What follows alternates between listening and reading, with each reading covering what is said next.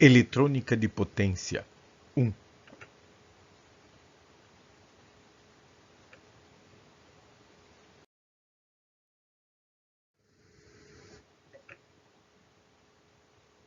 Hoje o tema é tiristores.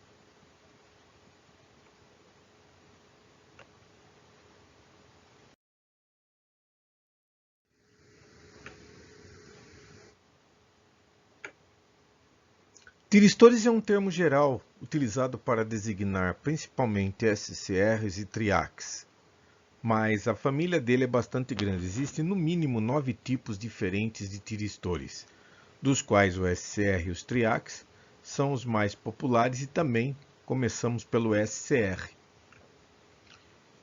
Particularmente o SCR é um dispositivo semicondutor de potência. A ideia é que com o passar do tempo se criassem componentes a partir de semicondução, na sequência da família dos transistores, diodo, semicondutor, transistor e finalmente chegamos aos SCRs. Eles podem ser considerados como chave porque, na verdade, eu posso estar com um SCR conduzindo ou cortado. Ele trabalha nos dois limites, tal qual uma chave faria.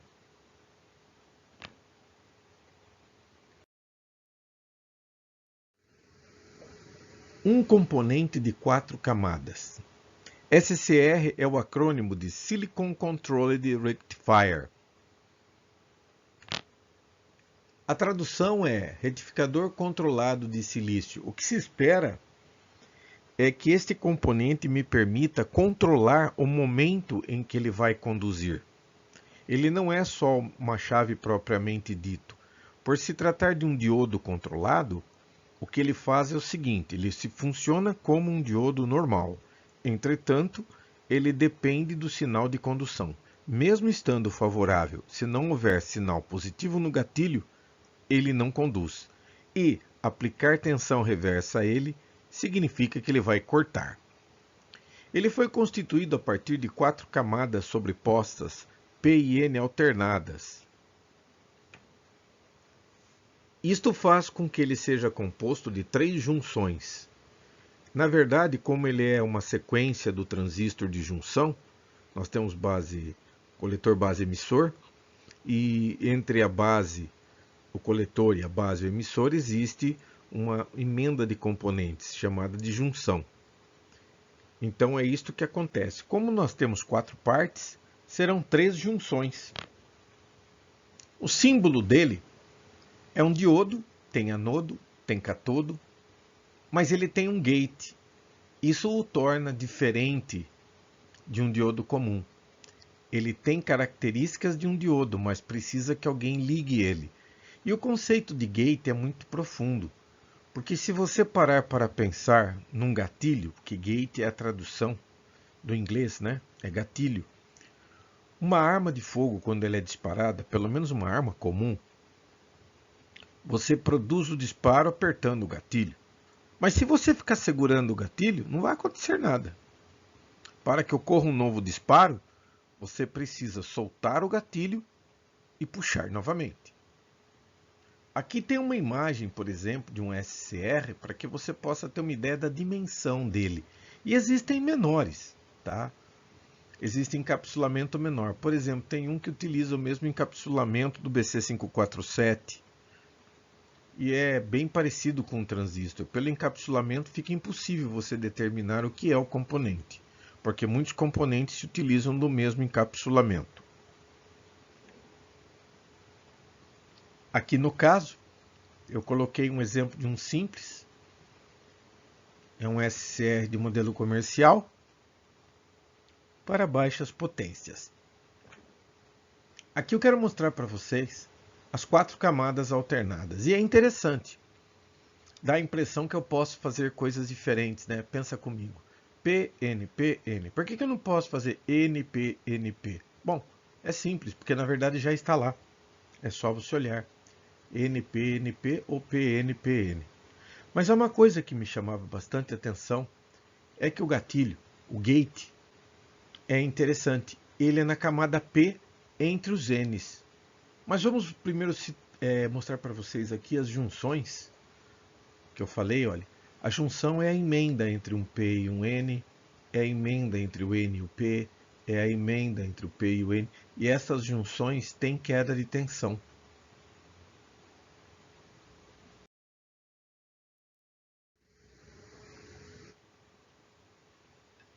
Quando eu olhei aquele gatilho no P, por algum tempo eu pensei, mas aqui você vai ver que vai ficar tudo esclarecido. Na verdade, pessoal, o modelo dele é o PNP. Se você puder puxar para cá para você compreender as conexões, pode ver que aqui é P, aqui é N, PN, PN. É o mesmo componente, mas o gate está aqui. Aqui você enxerga até melhor, que aqui tem até as junções marcadas e tal. Mas você pode ver que o gate é o P. Isto se deve ao circuito equivalente dele.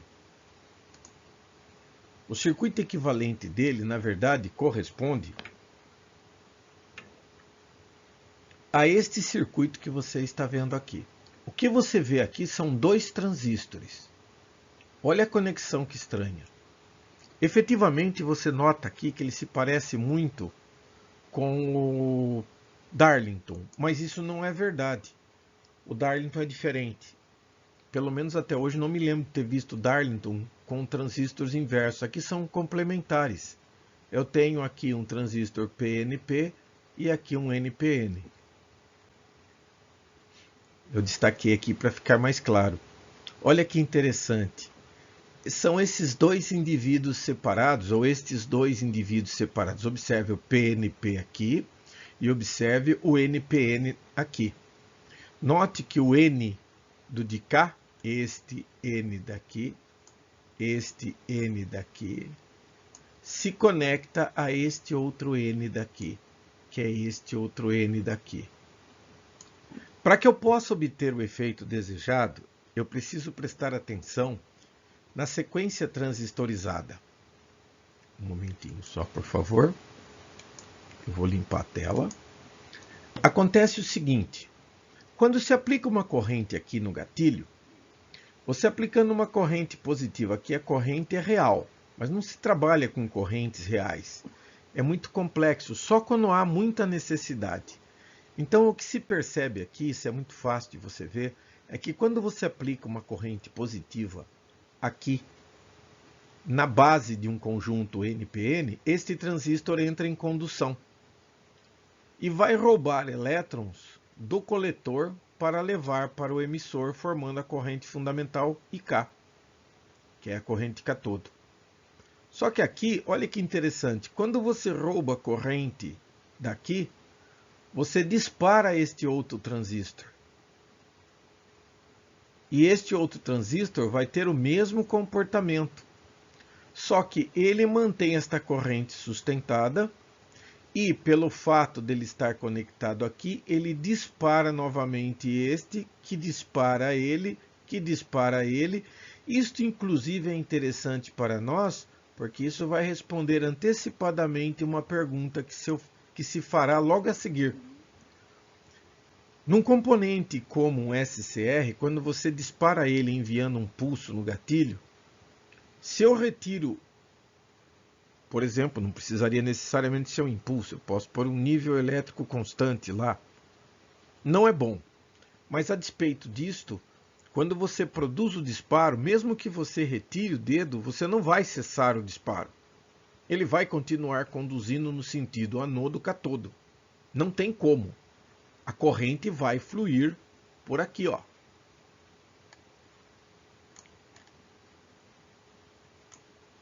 Normal.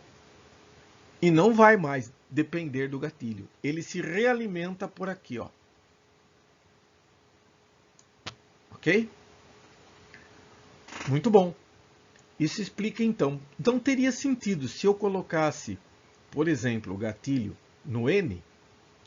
Tenta imaginar, talvez eu tivesse que prender o gatilho aqui, ó, neste ponto. Mas se você aplicar um pulso positivo aqui, este não vai funcionar. Se você aplicar um impulso negativo aqui, ele conduz, mas eu não consigo manter essa condução. Então, Por questões construtivas, o gatilho deve ser no P. Mas não em qualquer P, não neste de cima, mas naquele que está entre duas camadas N.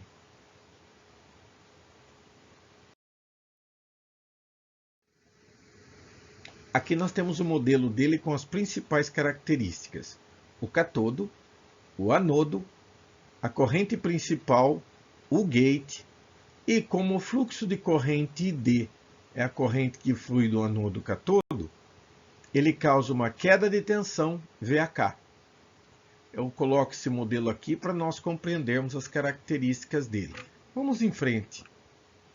Bom, como se trata de um diodo, ele não perdeu as características dele. Se você colocar uma tensão positiva aqui em cima e a tensão negativa aqui embaixo, ou este potencial maior do que este potencial, de tal forma que ele esteja em condição favorável de condição para condução, só vai começar a conduzir, mesmo estando apto a conduzir, é necessário um disparo no gate. Ele não vai funcionar sozinho como um diodo faria. Outra coisa, o termo técnico para o sentido enquanto ele está sem o primeiro gate aqui, que não disparou, ele está bloqueado, nós chamamos essa condição de forward blocking. Esse termo é interessante você saber disto, porque quando você lê um datasheet, os termos lá estão todos em inglês. Então fica aqui explicando para você. Forward é direta, bloqueio direto. Ele está funcionando, mas está bloqueado. Enquanto não houver o disparo no gate, ele não funciona. Ele está forward blocking. Bom, uma vez que eu preciso que esta tensão seja positiva ou muito mais elevada do que esta, se esta tensão que você aplica entre os terminais do SCR forem menores do que a tensão que mantém o funcionamento dele, a tensão de funcionamento, esta tensão em particular, você não consegue fazer o processo funcionar. Por quê? Porque é como no diodo comum. Quando você coloca ele favorável, você sabe que se a tensão aplicada entre os dois terminais for inferior a aproximadamente 0,65 volts, quando se tratar de um diodo de silício, se a tensão aplicada for favorável, mas inferior a 0,6, você não rompe a zona da junção. Então, para que ocorra o funcionamento deste dispositivo que nós estamos mostrando aqui, é preciso este lado do anodo ser maior do que o catodo. Porém, além disto, esta queda de tensão, esta diferença de potencial, tem que ser maior do que a tensão de manutenção. Agora vamos pensar de uma outra forma. Considere que você aplica uma diferença de potencial de forma direta muito alta. Tudo bem? Ele não está disparado. Você aplicou uma diferença, sei lá, 100 volts aqui em cima. Dependendo da funcionalidade, porque existem SCRs para diversos valores de tensão VAK. Se essa tensão for muito alta e se ela porventura for acima da tensão de ruptura, é a tensão que nós chamamos de VBA, de breakover, a junção J2 rompe por avalanche, que nós conhecemos como breakdown. Então, breakover é forçar o disparo, ele entra em condução por avalanche, ele queimou, não depende mais do gatilho para trabalhar, está conduzindo direto. Se isso for tão ruim, ele vai para breakdown. Tudo bem? Então, se você aplicar, não tem gatilho, você aplica uma tensão VAK muito alta em cima dele, favorável. Se essa tensão for maior do que a tensão de manual dele de breakover, ele vai sofrer ruptura da junção 2 e rompe por avalanche. Ele não queima, ele passa a conduzir direto independente do gatilho. É o que nós chamamos de partida forçada. Mesmo em condições favoráveis, com o VAK dentro do nível funcional, acima do limite de manutenção, ainda existe um outro problema. Se a corrente que estiver circulando favorável, ID favorável, se ela for menor do que a corrente L, que é a corrente de manutenção, chamada Letting Current. Vamos supor assim, você disparou, ele passou a entrar em condução, mas a corrente que está sendo consumida é inferior à corrente de manutenção. Então, ele para de conduzir novamente sozinho.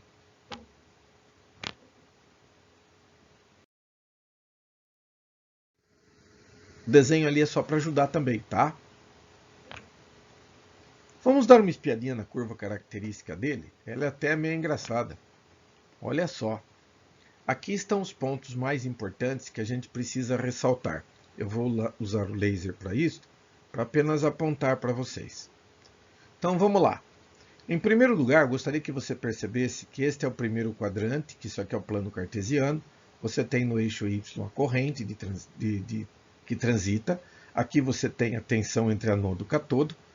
Aqui o que você pode observar é uma coisa muito interessante. Ele só funciona basicamente no primeiro quadrante. Porque no quadrante de cá, como ele é um diodo, se você for trabalhar com tensões onde a tensão daqui é maior do que a de cá, você se aproxima perigosamente da condição crítica do diodo, que é o rompimento da junção dele, e ele entra em breakdown. Então, quando a máxima tensão reversa que ele suporta em cima dele é conhecida como tensão breakdown. Esta tensão, se você passar dela, você faz com que ele entre num processo de avalanche ou de ruptura, ele queima. Tudo bem? Você pode ver que aqui você está aumentando a tensão reversa, mas a corrente vai se mantendo, ela resiste. É corrente reversa, chamada leakage, não tem fuga. É uma pequena margem de corrente, mas se a tensão ficar muito alta, ele rompe. Esta daqui, ó, esta aqui em particular, é aquela corrente de manutenção, tá? Essa corrente de manutenção, olhe como flui a situação. Você começa a aumentar a tensão sobre ele. Se ele estiver entre este ponto e este VBO, dentro deste intervalo, tudo funciona corretamente. Por quê?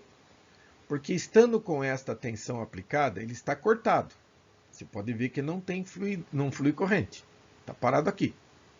Quando você aplica um gate, um sinal no gate, se ele estiver entre os dois limites, não estiver acima do breakover, ele vai simplesmente dar um pulso de disparo, dar um pico de tensão e entra em corrente de condução. Esta corrente não pode passar também da corrente máxima, onde ele corre o risco de a corrente direta máxima danificar o componente. Mas não esqueça, não é o SCR que consome corrente. O SCR alimenta uma carga. Você tem que escolher um SCR que atenda a corrente que a sua carga precisa. Isso é muito importante. Tudo bem? E com relação ao breakover que está aparecendo aqui, ele está parado, a tensão está favorável, mas não tem gatilho, mas eu estou aumentando. Chega uma hora que se eu me aproximar do limite dele, ele dispara sozinho. Lembre-se, SCR é Silicon Rectifier Controlled, ok? Ou seja, é um retificador controlado. Se você for tentar ficar disparando ele pelo excesso de tensão direta, isso aí não é controle. Isso é incidente indesejado. O que eu quero dizer é que você deveria estar trabalhando nesta área daqui, ó, entre mais ou menos este ponto e abaixo do VBO. Qualquer tensão que você queira colocar aqui. É só ficar parado, ele não vai disparar. Ele está guardando um sinal no gate. Se ele tiver com a tensão VH nesta situação, simplesmente um sinal de disparo no gate, ele dá um pico e entra em condução. E esta corrente que você está vendo aqui, eu volto a repetir, depende da carga.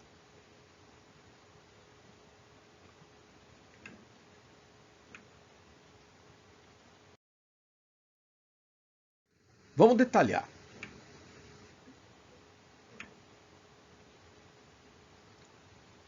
Aqui nós temos essa situação. Como você já bem sabe, nós não podemos trabalhar nesta região daqui, nem nesta região, e também não trabalhamos nesta região. Nós trabalhamos no primeiro quadrante. Lembre-se que este aqui é o segundo quadrante, este é o terceiro quadrante. Nós vamos conhecer isso durante o curso inteiro. E este aqui é o quarto quadrante. Ele só trabalha no primeiro quadrante. Nesta condição, a corrente sempre vai fluir positiva. Aqui você tem a tensão máxima, não pode passar dessa tensão. Você pode parar em qualquer ponto, pode parar aqui, pode parar a tensão VH aqui, pode parar aqui. Conquanto que você respeite o limite breakover, você estará funcionando corretamente. Tá ok? Bom, agora a gente pode pensar também da seguinte forma. Por que ele tem isso daqui? Bom, vou explicar para vocês. Vamos considerar que eu estou com esta tensão fixa. Aqui você está vendo o disparo do gatilho. Tá ok? Se você está trabalhando nesta pequena região que eu estou demarcando aqui, ó. Se você estivesse trabalhando aqui, você deveria disparar com uma tensão de gatilho, perdão, a corrente de gatilho, tem que ter um determinado valor aqui, tudo bem? Certo? Tem que ter esta pequena faixa aqui. E aí o que acontece? Ele responde a vários níveis de corrente de gatilho. Exemplo, se você quiser, você dispara da seguinte forma, ó. Você pode disparar com esta corrente de gatilho. Mas você pode também disparar um pouco mais para frente, aumentando a corrente de gatilho. Ou esta corrente de gatilho, também não tem problema. Mas você não vai conseguir disparar com corrente de gatilho onde você esteja acima do VBO. Porque acima do VBO, aqui, por exemplo, você força ele a entrar em condução. Quer dizer, não são todos aqueles sinais. Como eu estava mostrando, é este. Tá ok? O anterior, ou o anterior, ou o anterior. Tudo bem? Beleza? Então não esqueça. Você pode disparar com valores específicos de gatilho para trabalhar com picos maiores, desde que eles não ultrapassem o breakover.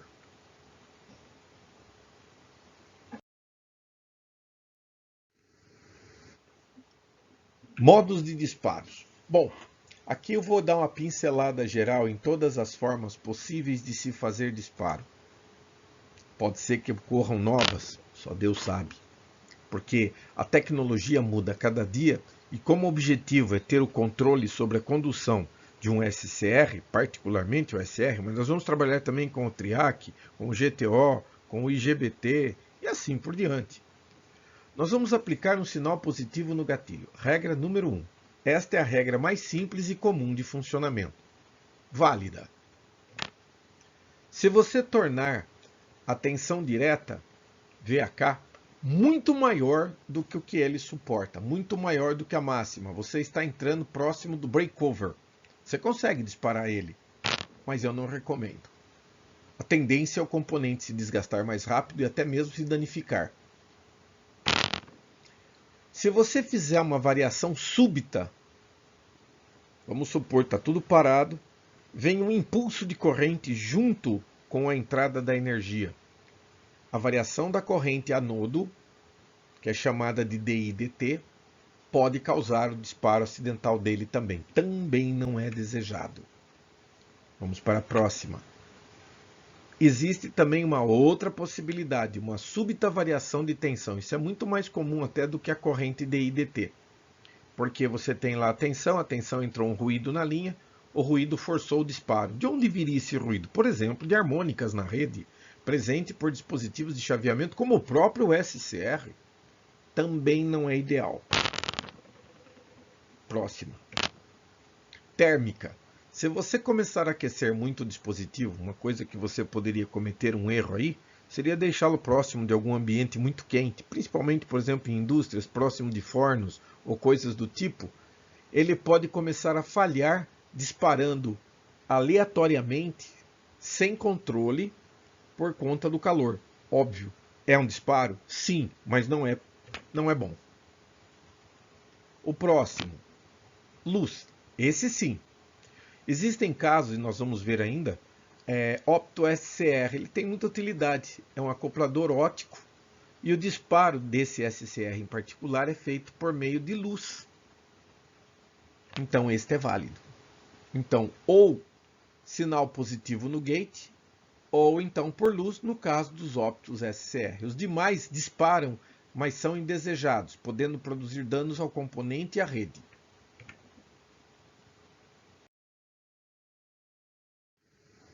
Como que eu paro? Bom, só para informação dos senhores, talvez um dos grandes limites do SCR, ou ainda o que o tornou praticamente não aplicável em constituição de inversores de frequência, soft starters, é justamente as dificuldades que tanto o SCR quanto o TRIAC têm de você poder desligá-lo. O ideal seria um componente onde eu ligo e desligo ele sob controle. Nós vamos ter oportunidade de estudar um pouco sobre o GTO e o IGBT, que são esses componentes que você dá um pulso, ele dispara, você dá um pulso, ele desliga. Ele é de alta velocidade, faz parte de uma nova família.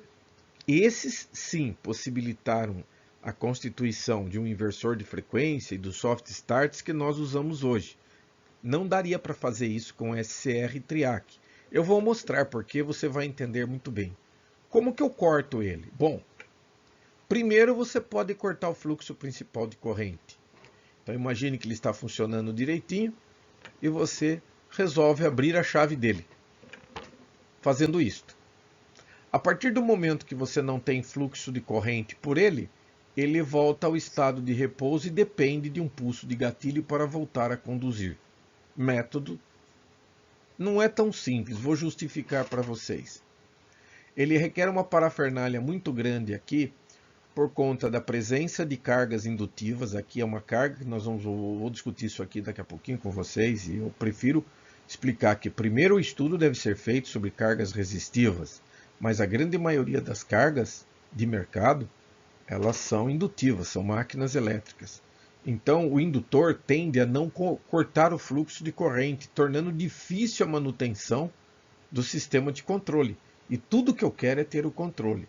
E outra coisa, se isto fosse apenas uma chave, nós não poderíamos operá-la manualmente. Imagine que a minha carga consome 12 A e alguém vai manusear uma chave que chaveia 12 A. Ela pode, inclusive, formar arco.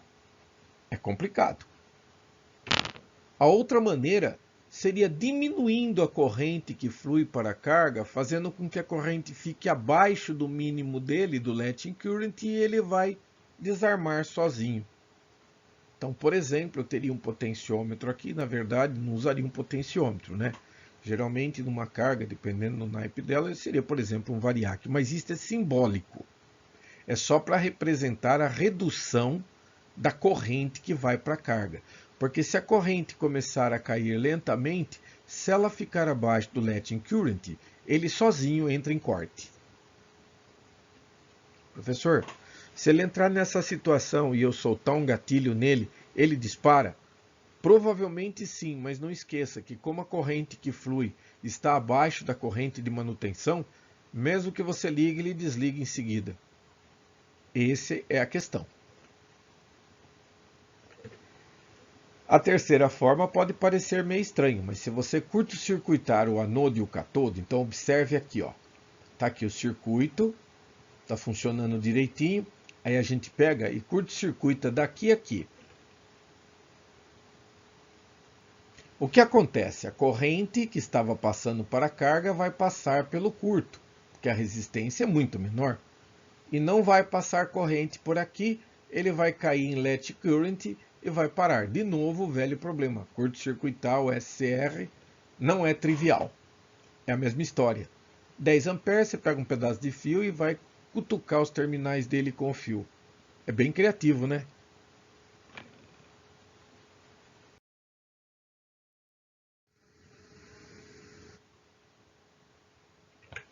Aqui nós vamos pensar o seguinte. Lembra que eu falei DIDT não é bom, DVDT não é bom?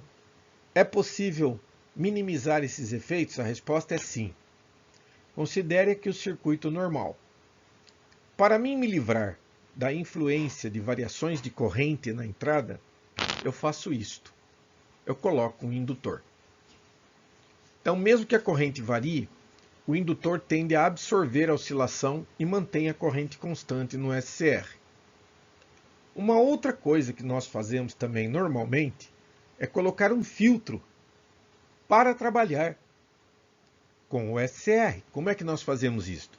Colocando um circuito RC em paralelo com o anodo e catodo. Assim. Isso aqui é uma prática tão comum que ela é conhecida, ela não é aleatória. Isso aqui ajuda a eliminar a variação da tensão sobre o SCR, o que poderia ocasionar um disparo acidental. Isso nós chamamos de snubber. Esse é o nome de um snubber. Aliás, eu vou mostrar uma foto para vocês terem uma ideia do que é um snubber. O snubber, pessoal, vai circular a corrente das variações por um circuito RC que nós estudaremos melhor no vídeo da próxima aula. Aqui o que ele faz é o seguinte, ele descarrega essa corrente, reduzindo totalmente a variação da tensão entre os terminais, mantendo a tensão entre os terminais relativamente constante. E a carga, volto a repetir, tem que ser resistiva.